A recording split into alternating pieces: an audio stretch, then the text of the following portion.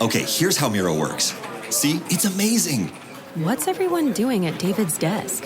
Ever since marketing started using Miro's collaborative online whiteboard, he thinks all our other teams should sign up.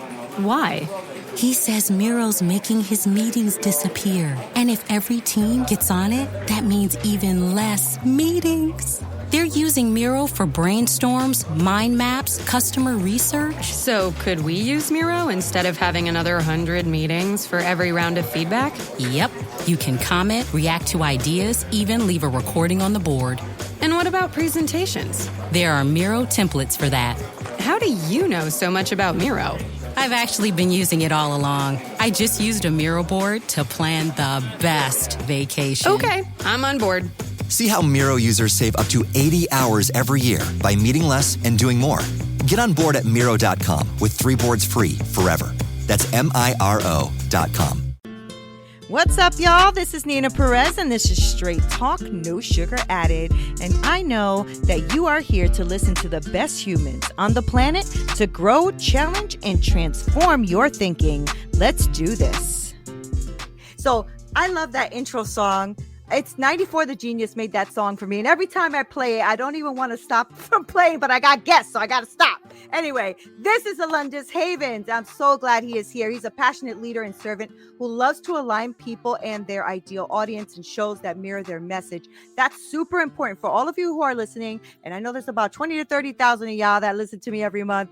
I'm just telling you that that is so important when you are out there starting your own thing to align your business and your message so that people know that you're congruent to what you're saying. So this guy, Alundas, he served in the United States Marine Corps. Thank you so much for your service, sir. He's the host and founder of the Winner's Paradigm podcast. He just told me he had another podcast too, so we're going to talk about that. He's the CEO and founder of the Alpha Influence Media, and he knows exactly how we can maximize our influence in order to be the best we can be in our business and family. And like you guys know, because a lot of people here, Alundas, are a lot of like leaders, entrepreneurs, coaches, like things like that. That's who listen to my show. So I think you're speaking to the right audience. So thank you for being here. I was saying that our audience is really a lot of like coaches and, CEOs and thought leaders and things like that. And, people who are entrepreneurs, podcasters. I have a really great audience. So you're speaking to the right peeps, is what I'm saying. So tell us a little bit about you, Alundas, and we're going to get into it. So who is Alundas Havens? Who are you? Neena, thank you so much for allowing me to come on your show. A little bit about me. I'm from Fresno, California originally. So center of California, not really much going on there.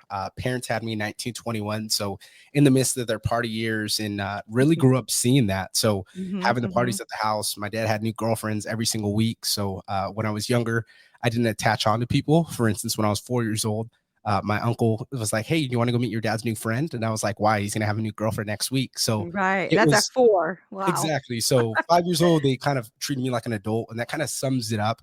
They needed me sometimes to bounce ideas and going through that. So both parents were drinkers. My dad's heavy alcoholic. My mom drank every single day. And then narcissistic, both parents, and they had a racist stepdad in the mix. So it was definitely one house. My dad's a hustler. So he was teaching me how to be a hustler and he's the player getting all the girls and I'm the socially awkward one. So it was very difficult for me. And then the other house, and then my dad's house, I can kind of act crazy, whatever, as long as I took care of the house and did the things he wanted.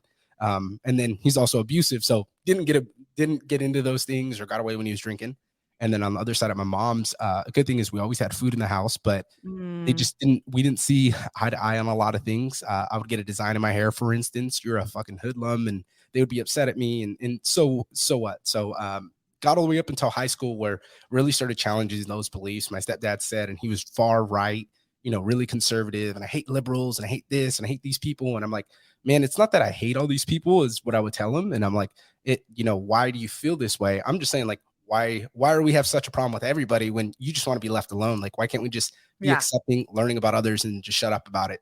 So it was up until the point where one day I ended up getting kicked out of the house because he said he hated a group of people. And he's like, "Who do you hate?" I said, "Everybody. It's called equality. I can dish it out to anybody. I really see everybody the same." And made the joke that just didn't go well. So he tried to punch me in the face that day. And I was laughing at him. And I was just like, man, like, I call you dad. Like, you've been here since I was like 7. I really looked up to him, even though, we didn't see eye to eye. And I knew even with him and my dad, there were certain things I could talk about. So kind of got myself into a situation. Like I said, we always had food at home, but when I was at my dad's house, I was selling my clothes to be able to get whatever I needed, because I lived in Fresno. He moved to Oakland. He worked in San Francisco. So he was never home.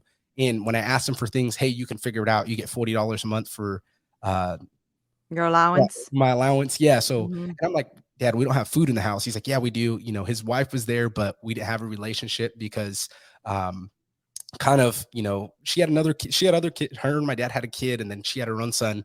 So she put them first, and I was kind of you were the step kid. Exactly. Yeah. So I was a step kid that they didn't give any love.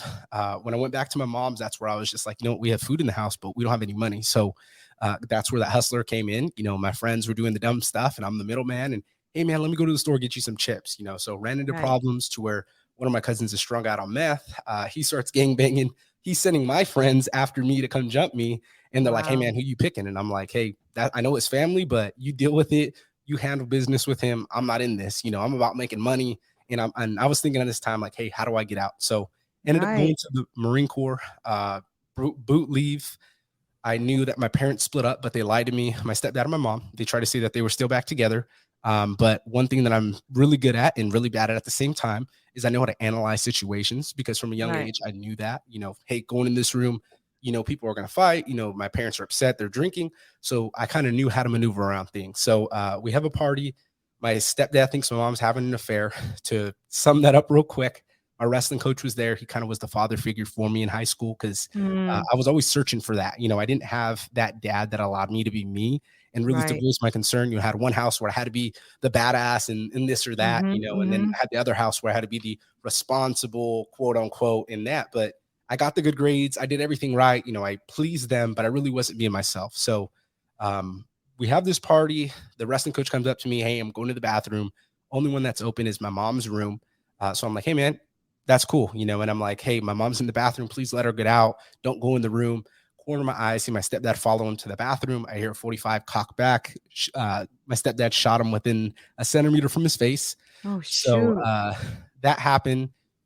We all get out of the house. I'm on the phone with the operator. They try to arrest me because we had a lot of liquor in the house, because again, my parents are drinkers. Luckily, I didn't drink that day, and I was only 18. So I was on the phone with the operator. My stepdad has a 45 on his hip to me at the door, yelling at me. I pick up my wrestling coach, throw him in a car to get him away because the cops are coming. And then the helicopter over the house, SWAT team goes in, wakes up my brother and sister. And after that, that really triggered me to get angry again. I wanted to do some stupid things. I wanted retaliation on my stepdad. Yeah. And that was why me and my dad started talking again. Was I was like, hey, man, I may need you, so it was really not processing this. And then the good thing is, like we talked about being mature, got in the Marine Corps, and they see me as a leader. They're like, man, you're a leader. You're not going to be the one BSing around or anything like that. So I was 19, 20 years old, became my own boss in the Marine Corps, and let that go to my head. Had really the ego chip on my shoulder, and I thought I was achieving everything, but really drinking heavily. I was drinking about a gallon of whiskey at one point in time. Ooh. And then just repeating some of the history that my parents did, hookups and breaking up with my wife before we got back together. And then we had a miscarriage. And I was like, you know what? I can do this dad husband thing. This is easy, so fully committed back into my wife after we got back together. And I was just like, I need help. There's so much things that I've kind of suppressed those emotions. And that's where that journey started a little bit. Along the way, I had some friends. My grandfather died, who kind of was the one who always cleaned everything up. So he dies. I'm working at a mortgage brokerage. I failed my mortgage exam 3 times. I'm on a 6-month probation period waiting. And it kind of just hit me there where I was like, man, I don't feel like this is me. So I went on to help veterans at a company. And then in August of this year, they came at me sideways. So I was the number 1 sales rep. And what happened was my nanny moved to Minnesota. So I'm holding the baby, making sales calls, and I'm just hustling all day long. I'm trying to make this thing happen. And hey, here's your corrective action plan. I'm working 60 to 80 hours. So I see no problem. The job comes at me and they're like, hey, is this really what you want to do? Is this your heart? Is your heart still here?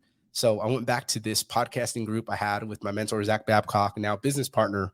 And he was like, hey, I'd love to start a business with you. I see a lot of potential in you. I really love, you as a person, your story in that. A week before my daughter was born, I started the Winner's Paradigm podcast, where I started talking about recalibrating mindset and really talking about all these things. So I get down and dirty and I talk about those things that are uncomfortable about how I grew up or how I process certain things or how my parents made things be at a young age. So Mm-hmm. for certain things, I just don't understand or I didn't get social cues. So it kind of was having that podcast that broke it off to me. And then we started a company called Alpha Influence Media.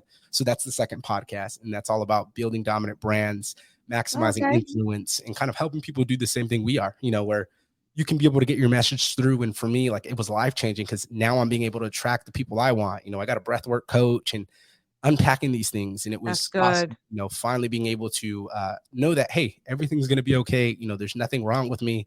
Again, I grew up my whole entire life with narcissists. So it's definitely difficult because you think about yourself and you're like, I'm not worthy. I'm not good. I'm not this or that. And it's not even that, it's just them projecting on you for whatever it may be, even if it's not real. No, and narcissism, I think a lot of people throw that term around right now, like it's just a thing to say, kind of like racism. Everybody's racist. You know what I'm saying? Like it's a thing to say, but narcissism is a real thing, and I understand what you're saying. That's a very difficult thing, because they think of themselves before they'll think of you, even when you're their child, right? Because they can't help it. Everything is about them, right? It's their world. So that must have been a very difficult way to live. I also have to say that out of all of our really hard times in life, right, come our biggest strengths, right? Because of the hardest times in your life, and that was a lot going on in a kid's life, right? Because I mean, to you it might have been like, oh yeah, this is just my life, and you coped with it.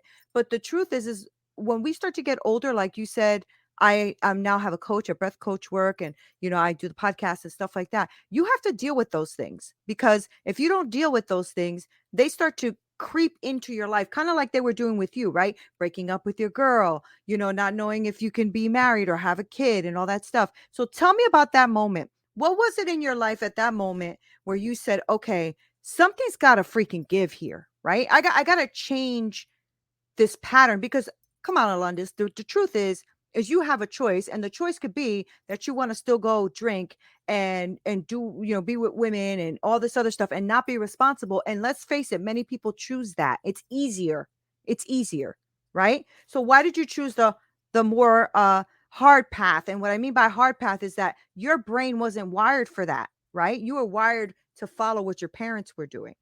So what was that moment for you? I absolutely love that, that you asked this question, and it makes me emotional.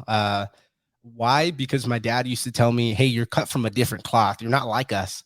And I'm like, what are you talking about? And I'm like, I've just realized and seen all this shit as a little kid where I'm like, I don't want to repeat this. And I would say the embarrassing things, my dad's almost 50. And I have a daughter. He has a daughter right after me, and he's just partying. And he was in Vegas, for instance. He had like girls with him, licking him on his face, put everything on Snapchat, take in mind he was married at the time. So his wife used to call me and she'd be like, your dad did this or that. What's funny is he used to abuse her, and I'd be the one jumping in and almost fist fighting him. Like I fist fought my dad in high school. So it was one of those where I told her, I was drunk one day when she called me, and I was like, hey, you better fucking leave him. Like, he's going to keep doing this. And I was just like, what's funny to me is her family, my stepmom's family is all gangsters. So they never jumped my dad. And I used to always, every time we'd be around her family, for the most part, I would get into it with my dad. And I would just be like, I don't know how you guys just let this slide. Apparently she was the one who said, hey, I don't want nobody to touch him, but that was that. So it was really me looking at these things, and then definitely like going through being married. I got married pretty damn quick, and it was something funny where it was like me and my wife knew each other since 5th grade. So we were always good friends. We were like, we can do this, but it was really learning about yourself, and so much things come out. And then too, it was like the embarrassing factor of like explaining about how my parents are and why they act that way. And she was just like, you just want a relationship. And I'm like, yeah, but that's not how it happens, So good thing is my stepmom, my wife are cool. And my stepmom was like, she's like, yeah, anytime in his life, he gets close with his dad will do one thing. Or for instance, I turned 21 and my dad went on a rant one day that I had an easy life. I never went through any adversity, and starts going on this. So I'm like, bro, what are you talking about? Right. Yes, I do. He, at the time, he's like 45. And he's talking about, what happened to him when he was a kid, and he was doing it in a different form to me. So he was talking about how his cousins would keep him home. You have to fight the neighbors. And if you win, you can leave. For me, it was, hey, you better whip your cousins' asses. You don't whip their ass, I'm going to whip your ass. Regardless, my ass whooped for laying my hands on other people, but it was so he can look good, So it was one of those things for me where I finally like had to come to grasp with that when I stopped drinking, where it was like, why am I like this? Why do I like just getting blacked out and that? Because I don't want responsibility. I don't want to think about my feelings. I don't want to process these things. And it was something, where the marriage, everything was just compiling, and it was that make or break point. I had 4 good friends die at the time. My grandfather died, and I started thinking about legacy, and I was just like, what am I going to do? Like, one of my boys died of cancer, and the last day I was so blacked out, I was talking about killing myself. And it was something where it was like before I deployed, and my mom, here's the narcissist. Why do you feel that way? You have no reason to feel like you should kill yourself. You've had a good life. Da, da, da, da, da. We gave you everything. And I'm like, what are you talking about? So it was really diving into that for me, where you got to journal, you have to cry things out and really realize for yourself that, hey, it's okay not to be okay. Right. Now, but where did you get that from? Like, was that innate in you, or do you think you started to maybe hear a couple things like on social media and stuff, or did you get into self-development? I'm just curious as to, where that voice and that want to, where did that come from? So I always kind of felt like that growing up, was kind of explaining it. It's just embarrassing. For instance, right now, I know we're talking about before we jumped on this, my sister was kind of telling me that she's going through similar things that I did. And for instance, my mom has like secret spies, and it's funny, but my sister, her and her friend went to my sister's dad's house and had lunch. One of my mom's friends told my mom, and my mom got mad at my sister. Now my sister's grounded for 2 weeks, and she's not allowed to hang out with that friend outside of school because they did something that my mom didn't approve of, and it was kind of like that for me. So it was always explaining to people that, people didn't understand me. They didn't understand the situation because my parents paint the picture pretty damn well. And they're like, oh yeah, he's a good kid. Da, da, da, da. He likes to talk a lot of shit, and I'm like, that's not how it is. I can show you text messages. She's never once invited herself to my house after I bought one. They don't care. It's the lack of care. It's me always going out. So first it was, realizing those things. And I've always been highly driven. So it was just like, I accomplish everything, chip on my shoulder, proving everybody wrong. They can F themselves is what I used to say. Yeah. And it was really proving everybody wrong. And then the self-development, and that's where definitely my business partner, Zach Babcock, helped me out tremendously. And a couple other people, where I was listening to all these different things, and it was like, you have to make the change for yourself. And first it was acknowledging the problem, kind of how it was. And then it was listening to the podcast. It was having the conversations with other people where I'm like, you know what, that's it. I didn't like getting into the conversations and being like, you know what, I like having a breathwork coach or someone who understands. My boy Nick Wingo is my coach, and he was a firefighter for 20 years and went through PTSD, had bad relationships. So I can talk about these things versus if I go to therapy and they're like, how do you feel? And I'm like, I feel like I really want to do something stupid. They're going to report me. Or they put me on antidepressants because they're a neuroblocker, because I tore all the cartilage in my right knee year 2. So that's why I had to get out the Marine Corps after 4 years. And it was something where I was like, I hated therapy. I did 14 years of my life, but I just felt like it wasn't helping me because they were telling me, hey, you can get this breathing app and you can just 1, 2, 3. And I'm like, that's not how it works. Do you understand how it is with narcissists, to where it's like, you work so hard. Like, you tell yourself, I'm not going to do this. And then they're like, you don't know what the hell's wrong with it. You're the problem. And you're just like, all I said was, hey, this is what we need to do. This is how we come to a conclusion. And all of a sudden it's my fault again. I'm the problem. My mom was running her mouth on my wife, and my wife said one thing about my mom, and I respected that. I was like, I would too. She keeps running her mouth on me. And I just told my mom, like, hey, let's be civil. I don't care how you feel about my wife. And I was just like, because at the end of the day, that is my wife. And she's tried to have a relationship, try to be cordial. But my mom does the little, mannerisms, rolls her eyes, doesn't pay attention. My dad's the same way. They act like it's a girl, and you're talking to them and you're like, I just want to take them home. I'm not listening to what they say. I'm just saying the right things. And it was kind of that with my mom, to where it was like, man, it's really frustrating from the outside looking in, to where it's like, you put all this work in, you try, and then you just get shitted on in the end. And they're like, yeah, your opinion doesn't matter. You don't know what you're talking about. And you're like, am I really that? So it goes back to the self-doubt again. And in my case, it was putting all this work in, and I'm getting frustrated and exploding. And it's like, that's why I'm so reactive. Was it kept me safe for so long. But the problem is now where I start doing the work, and I'm like, you're in your situation for a reason. Like 6.5 years later, I have my own house. I'm out the Marine Corps. I graduated college. I started a business. I have 2 podcasts. I have a daughter and another baby on the way. My mom's still living with my grandma. So it's one of those where it's like, that's the perspective. I'm not saying anything bad about her. I'm just saying, I get it. Yeah. In her point of view, she may think she's not doing anything wrong, but she hasn't shown those results. She hasn't put the time in. She called me one day and she was talking about life's so hard. And I'm like, man, I wake up at 3 or 4 in the morning, hit the gym. My body feels like shit because I tore all the cartilage in my knee, dislocated both shoulders 4 times, really bad joint problems, shoulders, knees, elbows, hips. So I don't feel well every day. So I use cannabis to be able to help in that, CBD, and it's helped me out tremendously. And then I do that. I was going to school. I was running the podcast after taking care of the daughter. And it was like, you make time for the things that are important to you. So for me, it was very difficult because my mom's like, you don't understand. And goes back to the, oh, well, you have two different ways of income. And that's why, you're here and there. And I'm like, that's not how it is. Like I was in the Marine Corps sending thousands a month to my mom to help her out, thinking that that's what I needed to do ultimately to get to a point where I was just like, you can only help somebody so much before they can help themselves. Yeah. And you know what I love about that? Not love about that, like, oh, that's great. But what I love about what you're saying is that it goes back to also taking ownership and responsibility for yourself. Like you have got to stop being a victim. You have got to stop being a victim, right?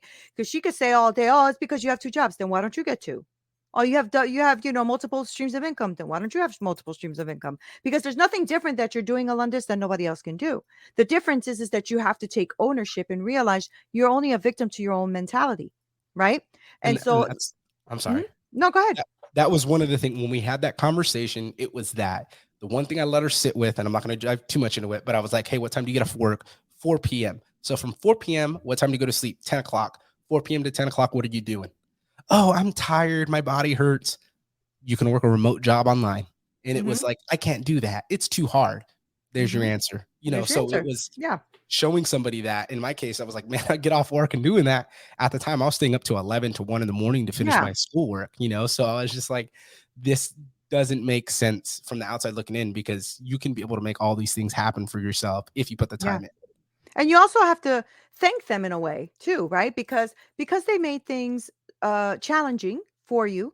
You also have to thank the fact that they made things challenging for you. It made you who you are today, right? It made you who you are today. Now, you could have definitely taken the bad parts, which you already admitted to to us and to yourself that you had already started that with the drinking and all of that. You had already started in the wrong path, but you said to yourself, I need to change this, and you did. Right. And the hustler came out, that hustle that came out of you, that you learned to maneuver, you learned to be strategic, you learned to bob and weave. You know what I'm saying? So that taught you a lot too. So every time I look at my tragedy story, the things that I've been through in my life, I had a kid at 15 years old. So I get it when you have a kid young, but I took care of him and I did what I had to do. That was the hardest time of my life. Also made me the hardworking woman that I am today. Right. So you take what you can. You, like I always say, you chew the meat and you spit out the bones, right? So you take what's going to be nutrient to you, what's going to enrich you, what's going to give you what you need, Alundas, and you take that and then you enhance it and make it better for your kid, right?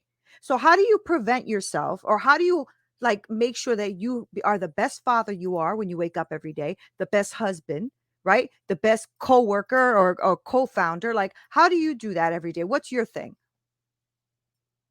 You know what's funny is I actually did a post today on that, and I was talking about simulated experience, just for kids. They don't have to go through the same exact things as us. For me, it was realizing that some of the ways I think, for instance, my father-in-law called me and he was just like, hey, your brother-in-law did this dumb thing. How do you feel? I'm like, kick him out your house. And he's like, wait a minute, is that something that happened to you that you're projecting on somebody else? And that's why you feel that way? And I'm like, what the hell are you talking about? And I thought about it. I'm like, that's right. My wife reminds me all the time, is like, not everybody's the same. And I think that's really what it comes down to, is like, you got to be able to do the work. That's one of the things I made. And I made that priority to myself, that I'm going to be open with my kids. Why? Because I can even get designs in my hair. It's not that I was a bad kid. I got 3.8s. I played sports all the times. I was that, I always messed up, because when I would go to other people's houses, their parents would be like, oh, how is it at home? And then here goes me just oversharing too much, in telling them these things that I probably shouldn't have been saying. And then they report back to my parents. My parents are like, what the hell is wrong with you? Going back on it again. I'm the problem, so I always had this connectivity issue with people and trying to be able to learn. And when it came down to it, I started being a dad. One of the things I was thinking about was like, I didn't want a son. And I was like, I don't want a son first. Good thing is I had a daughter, and I was like, she's going to mellow me out. But had the daughter, and then I realized like none of that stuff matters. none Right. of the stuff of being a machismo and thinking that we're Yeah. so hard or, oh, they got to be this way. Like I got a son on the way now and I'm so excited Oh, because cool. I had to put some work into it. um 2 miscarriages later, and it gave me Yeah. perspective to be like, man, we Mm-hmm. just got to be the best we can be. Like at the end of the day, like I have one daughter, so if I treat my daughter like shit and I let her know like Yeah. this is how a man's going to treat you, this is Yeah. what's going to happen. In my case, she may run into a guy one day that is over here, going for multiple different girls and cheating on her and acting Mm-hmm. stupid. Mm-hmm. And it's going to be me, the one giving advice. And if I show her those things, in my case, like I have my dad doing that in front of his daughter, Right. it was something for me where like I told him that. I was like, hey man, what are you doing? And he's like, you don't know what the hell she's doing, or you don't know what the hell my daughter sees, and da da da da. And I'm like, that's what he Yeah. told me when I was a little kid, when I would question him about things, or when he would be telling me stupid shit about him partying, and oh, we had this girl, and then I'm just like, and yeah, that's cool, dad, like to just brush it off. So it was Right. really realizing that for me, like, hey, how do you want to be remembered? What does it be? And I definitely don't. I've went through that. I had racist parents, and I don't just say that. Like they said some shit that was crazy. My Yeah. stepdad, I had a Yeah. black girlfriend for the first time in the Marine Corps. It was kind of funny. I grew up with Mexicans my whole life because my Mm-hmm. grandmother had an affair, so I never met the black side. So never really fit in because I'm not dark enough to be black, and I don't grow up with them. And then I'm a No Sabo kid, so I don't speak Spanish. So Right.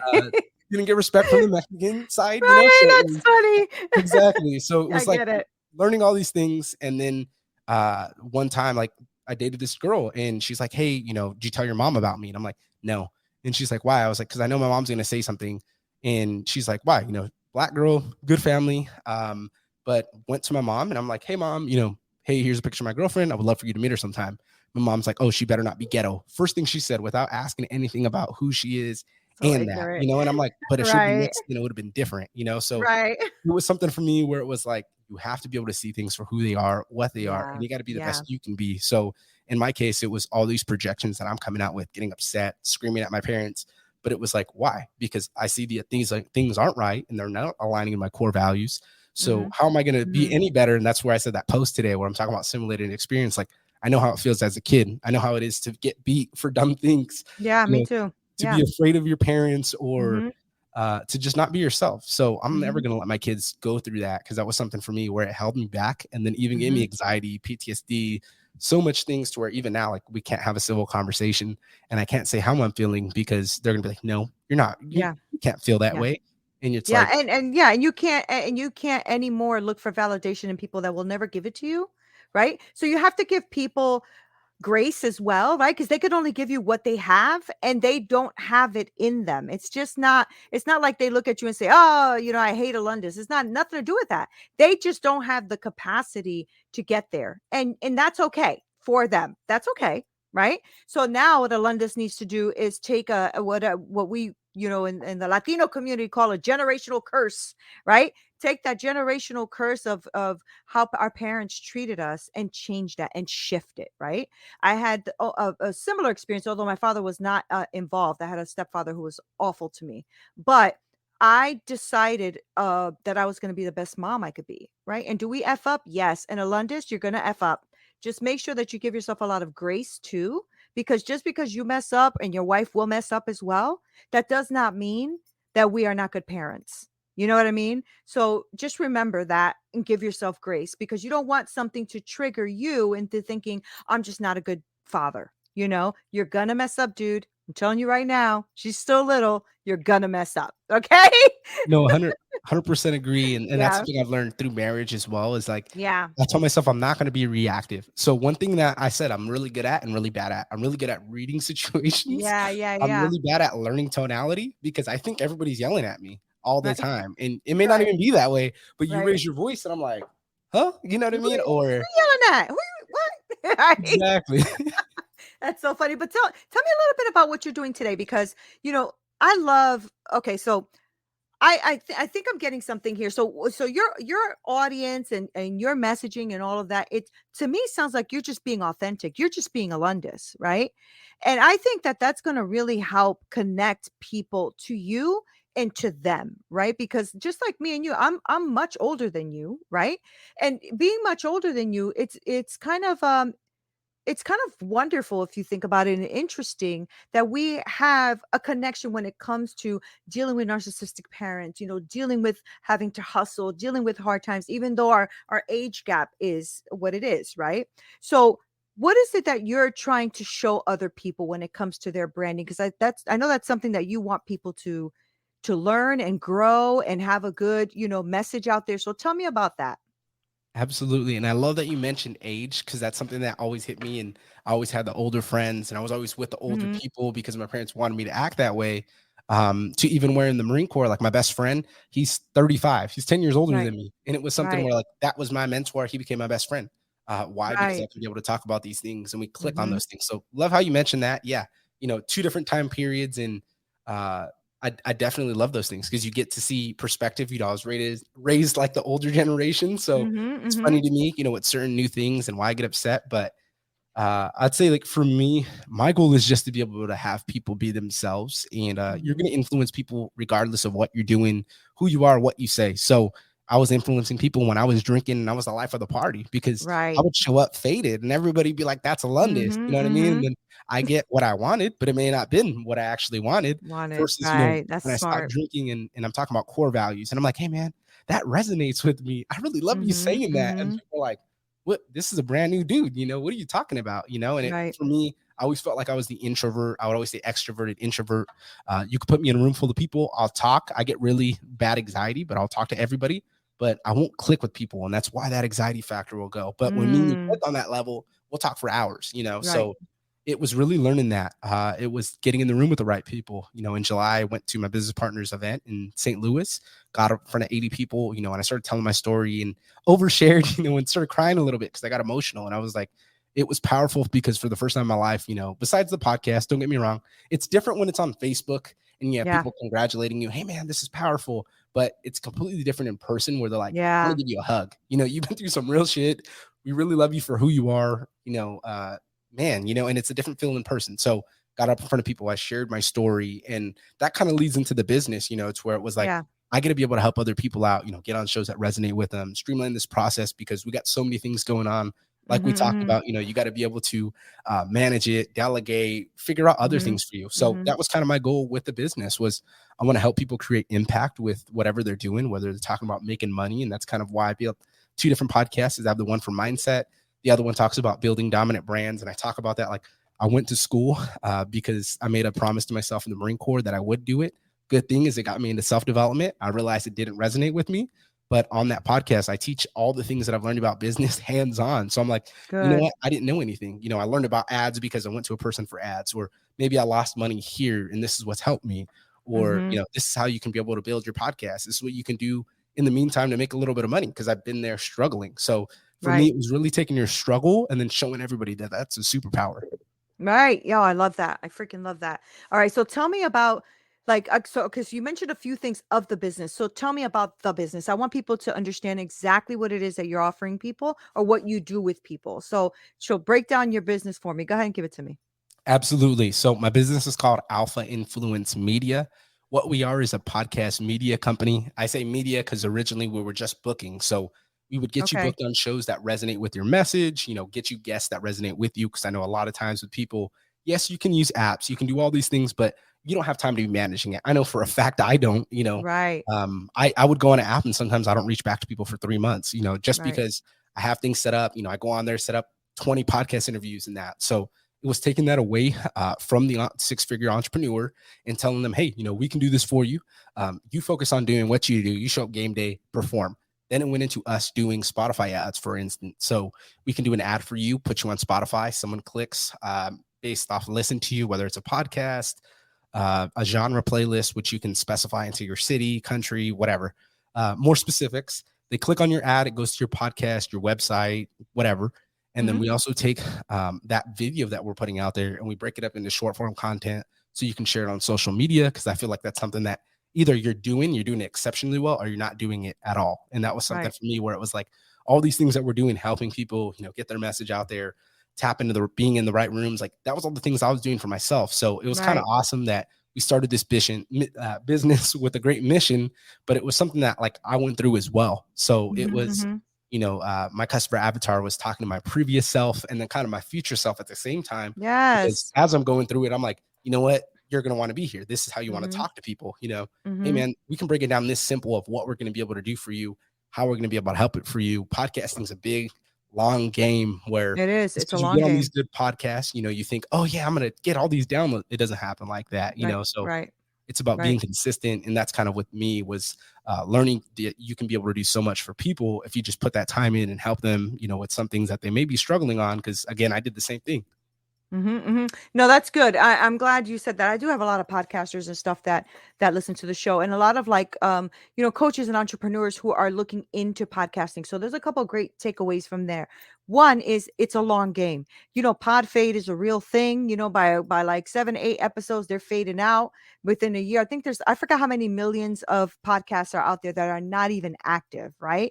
So I love that. I love that you're also helping the podcaster or the entrepreneur kind of get on people's shows, because that you're right. I mean, I've been on Podmatch and Matchmaker FM and all that great stuff, and I have I don't know, 50, 60 messages I still have to get through, right?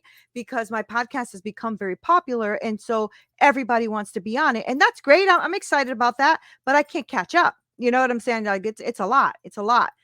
So that's great. So then what I got is you help people get onto shows, right? Do you help people get onto to the person's show as well? Like, do you do a reverse as well? Like you do. So you do both. Yeah, so we do both bookings. We get you booked on shows that resonate with your message, and then we can Okay. get you guests as well.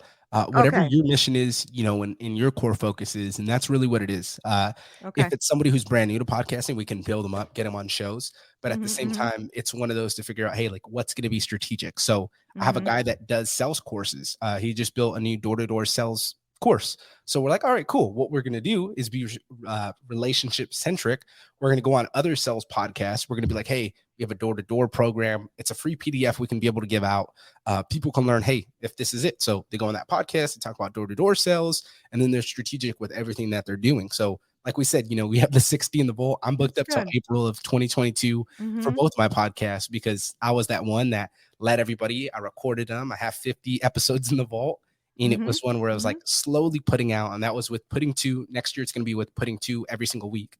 Because I'm Yeah. going to go on a podcast tour, 100 on my podcast, 100 on other people next year. So it was Wow. something for me where it was like, hey, taking that part where we can do both for people, but it's just really on that entrepreneur, and about their Yeah. time, their mission, what they're looking to do. Some people just want guests on their show so Mm-hmm. they can be able to talk about health. Like for me, for my podcast, like, yeah, it's about mindset, but at the same time, mindset's so many different things. So I have sections on my podcast where we talk about mindset and resilience. And then there's other Mm-hmm. times where I talk about getting healthy. So I have Mm-hmm. two different owners of CBD companies. They came on and one of them sponsors the podcast. So we talked about CBD and he's like, hey, this is what can help you. And I'm like, you know what? This stuff has helped me. And then I get, for instance, I got somebody who I didn't think that a plant-based bodybuilder was going to be able to help me because I'm like, I'm not plant-based. And then all of a sudden he's like, hey, man, you should do this.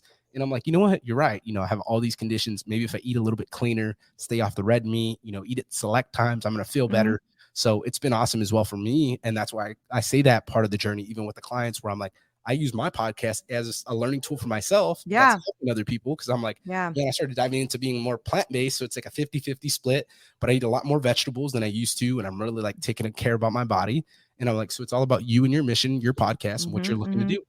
That's great. So, okay, that's fantastic. And you're right. I think, a lot of the things that I've learned have also been through conversations like this, right? Because you learn a lot about business and health and mindset and strategy and like so many amazing, because there's so many amazing humans out there, right? And so when you can connect with another good human, not only that, we become friends, we become like a network. And so if you ever have anything that hey, you know what, that person will be good on Neena's podcast. I'm like, Alundas can really help this person build their podcasting game. Like that's what it's about, right? That's what it's about. So you're also said something that you said, not only do you do that part, but you also take the video and you break them up into clips to give to people as well. So you're also doing video editing as well as the podcast, right? So wow, that's a lot going on there. How are you liking that part, the video editing and the clips? So I'm not tech savvy at all. And this is where you delegate, Right. or outsource, So Yeah. I didn't do that initially. Even now, I'm going to do that in the future, but that's kind of was my new mission where I was like, man, this is something I need to do for myself, but to also help out other people, so it was playing it. I will say it's extremely difficult because again, I said, I take care of my daughter while I run the business and 2 podcasts. So it goes in phases, and I'm not going to say that it's not that way. Like I have a course open, I'm learning, I'm helping my clients out, and then I'm holding my daughter's hand right next to me and laying with her because she's 1 and she just wants me to be dad and be right next to her. So it's in phases. And I think that's what you have to do is figure out like, hey, what's in best interest for you.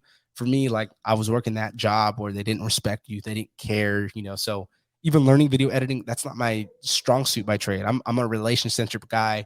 I can talk to people all day long. I can sell all day long. But it was something for me where it's like, sometimes even in business, you got to be able to learn multiple different hats. You got to be able to do that to get to that point in your business. So where even if I do outsource it, I know exactly what to do. So it's pretty damn awesome, learning those things. But at the same time, like, I got to be a dad and just be me. And I love that part of the journey.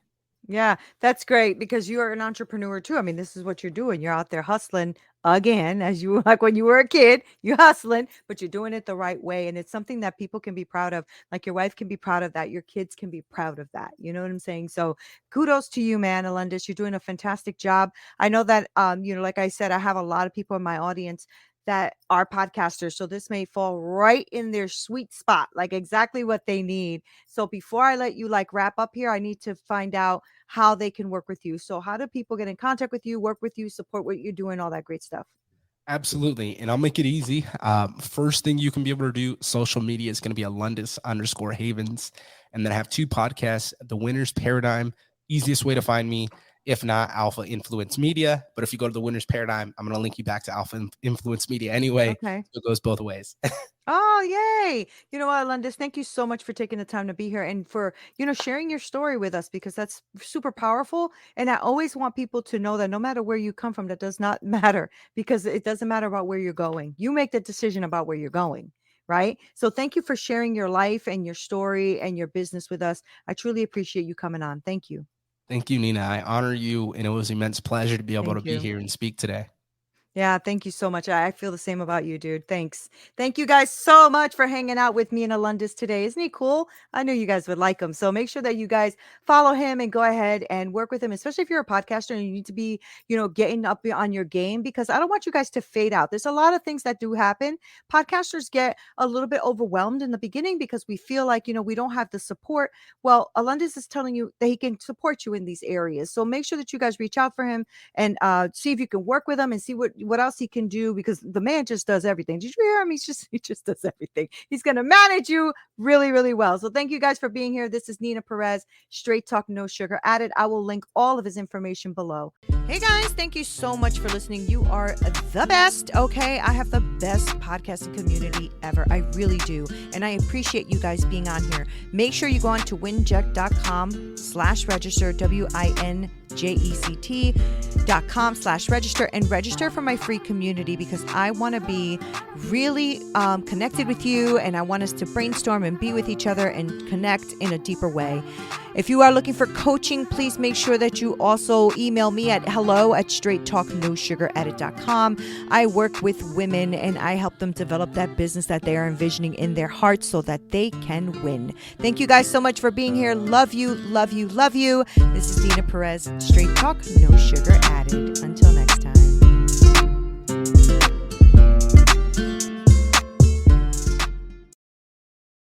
Today, we discuss Miro. Today, I want to talk about the hellscape that is technical diagramming, right? Everybody's nodding their heads right now, And there is a potential solution that I want to share. There was one name that several people brought up. I did some digging, and it's kind of nuts how much this program Miro has for developers. I have to share this. It could potentially be a game changer for you. So my favorite part about Miro is that half the work is already done. Like right now, typically we spend hours starting diagrams from scratch, gathering information. You get buy-in from every team. That's a lot of work to do. But Miro has a full set of integrations with the tools you're probably already using. And they also offer open APIs and SDKs for custom solutions for all those niche diagramming programming use cases we have to do, right? So the end result is the same, but it doesn't take forever. It's a massive, massive time saver. I'm transforming basic flowcharts and network architectures, and it all lives in one place. So are you using Miro? Have you used it? I want to hear. That's MIRO.com. Israel is 5,690 miles away from the U.S., 11 hours by plane. Hate travels faster. In a comment, in a post, in a second. Jewish hate is up 388% in the U.S. Black hate, Muslim hate, and Asian hate are up too. When one hate rises, they all do. Let's stand up to all hate together. Share and wear the blue square from standuptojewishhate.org.